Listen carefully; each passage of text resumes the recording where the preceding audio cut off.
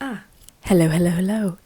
I'm not gonna lie, I feel very bloated, so I have a hot water bottle, which I'm clinging to, and it's great. It's keeping me very warm in this cold December that we are facing. I went to Winter Wonderland on Saturday, and it was quite the experience. Oh my god, it was the most Christmassy I've ever felt in my life. I went once before to Winter Wonderland. I think it was 2019 January. I don't know if they just change it every single year, but it has just gotten so big. And I don't know if it was always that way, because when I went to Winter Wonderland this time, I was like astonished by how big it was and how much there was to do. It was like, felt like the size of a theme park, like Chessington Zoo or something. It was crazy. But I met up with my friend Ollie in London, and Ollie I hadn't seen him in maybe like over a year, I think. But yeah, it was really nice meeting up with him and having a good old catch up. And he also brought his camera. He has a really big ass camera. I think it's a Sony, if I remember correctly. And it had a really big lens on it, but he told me it was just a wide lens, and I was like, wow, that's cool. So the first thing we did was we went and got some mince pie and some mulled wine, and oh my, it was so good. I'll get yours as well. Oh, thanks, man. There's nothing like walking around London with mulled wine and just soaking in the atmosphere and just being like, oh yeah, it's Christmassy. Oh yeah, it's Christmassy. Actually, yours doesn't look as pretty as mine, I gotta say. Oh, thank you very much. And then we got into Winter Wonderland at 2. That's awesome. There we go, that's all I wanted. Santa. There was just so much to do, and I just remember being so overwhelmed by it all. Whoa! Whoa! It's Christmas! I feel like such a tourist right now. Same, I love it. Me and Ollie just kind of like kept walking around not knowing what we were doing, and then eventually we were like, we should probably get some food. So we got some food and walked around the stalls for a little bit, but not really. And then we went on some roller coasters. Oh my god, they were so fun.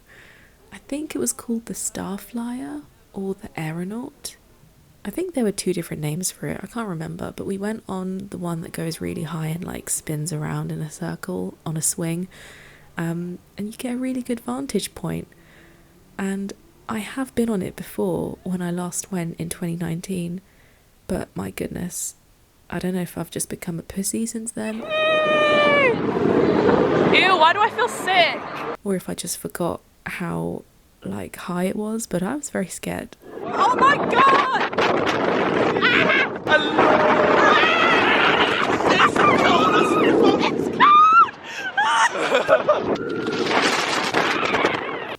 I mean, I tried not to be, but I was terrified. It also didn't help that it was just really windy and really cold, but it was all worth it in the end. That was so scary. And then we walked around some more, stumbled upon the ice bar.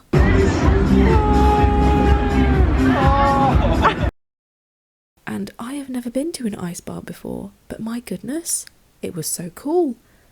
We literally got served drinks in a cup of ice, and it was such a genius idea because it just keeps your drinks cold.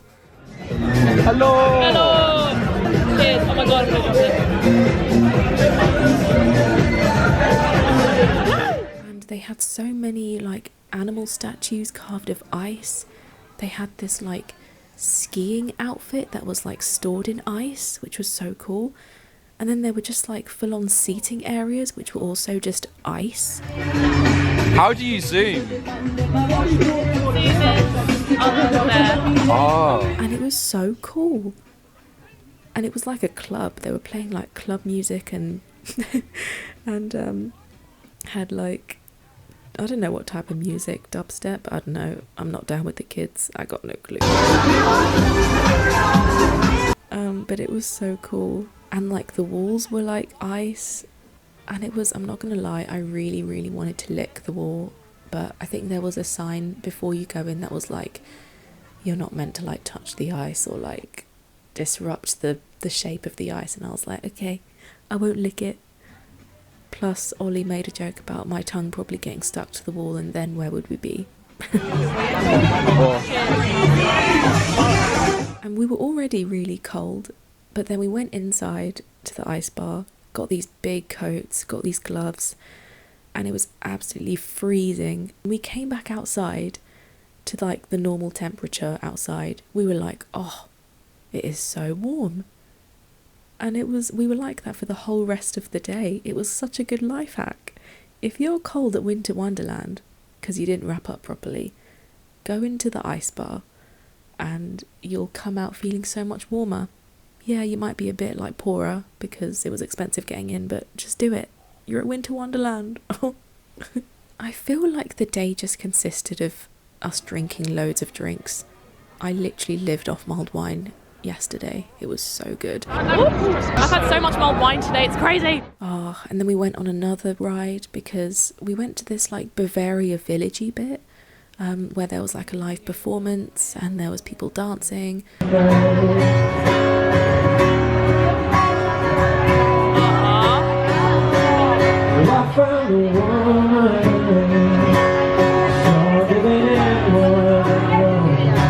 This girl spilt maybe like a third of her drink all the way down my sleeve of my coat, and it was soaking wet. And then we were like, let's go on a really fast roller coaster, which we did end up doing. It went upside down so much, but oh my god, it was so fun. I didn't see that myself. Okay, Ollie, out of 5, how was that ride? I give it a solid 8.5.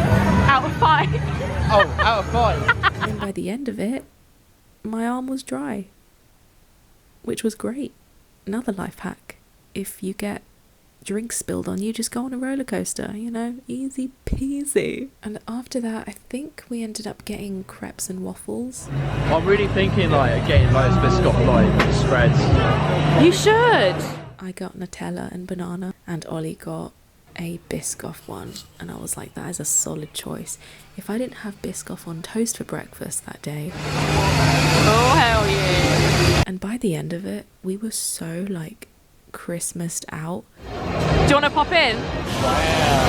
But by the end, especially by the time it got really dark, we were like, okay, I think we're ready to leave now. We spent the whole day there, which was so fun. Later, losers.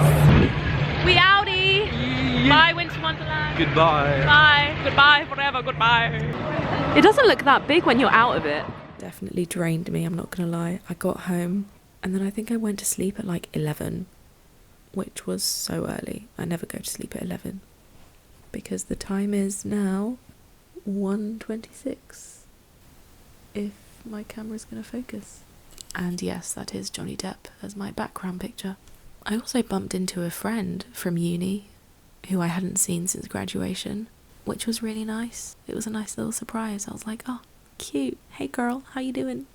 But yeah, man, Winter Wonderland was good. It was so fun.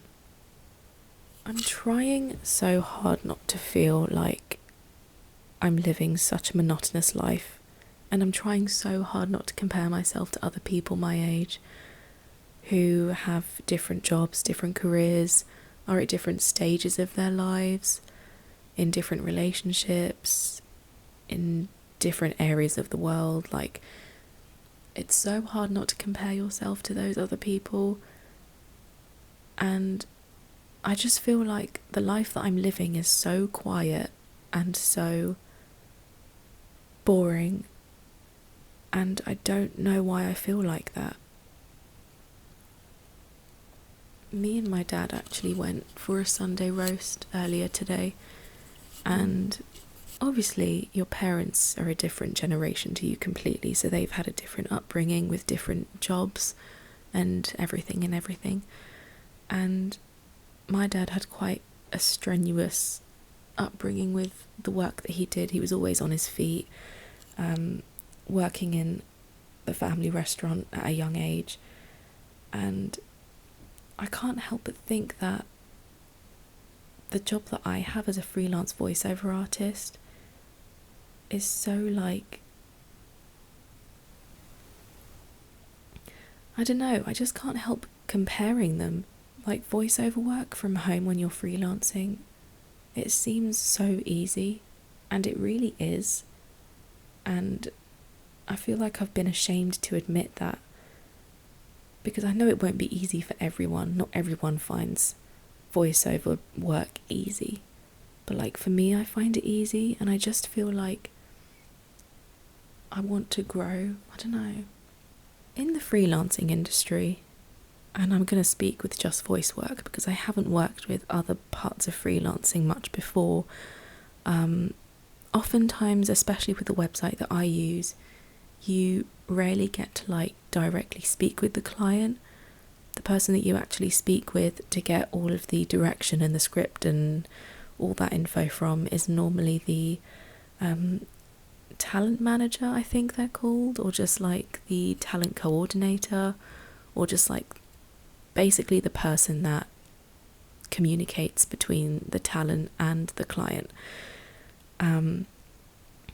which can be interesting. I mean, you can end up speaking with clients directly also. It happens on live sessions a lot. If you're doing a live recording session, those are always fun.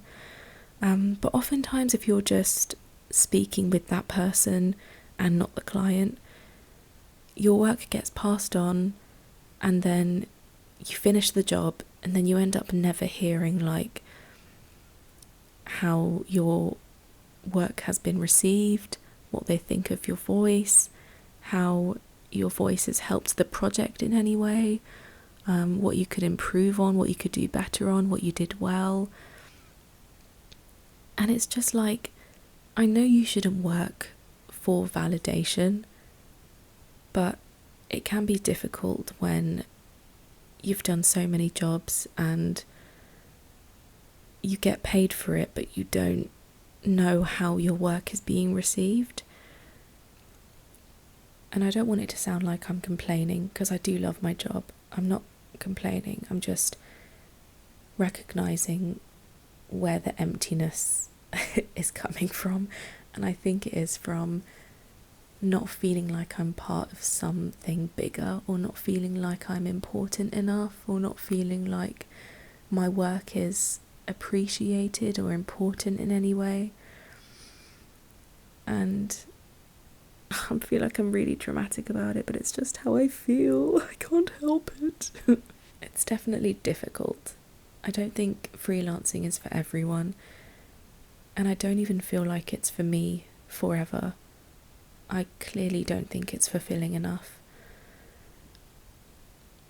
So at least I've recognised that, and that's something to work towards in the future.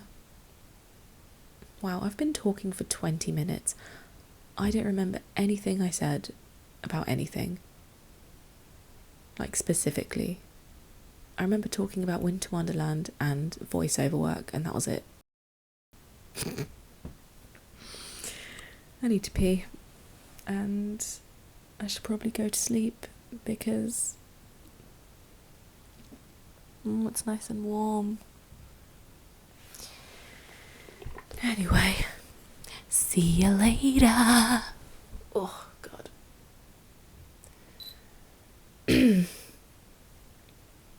We've been doing all this late night talking till the morning. Now you're in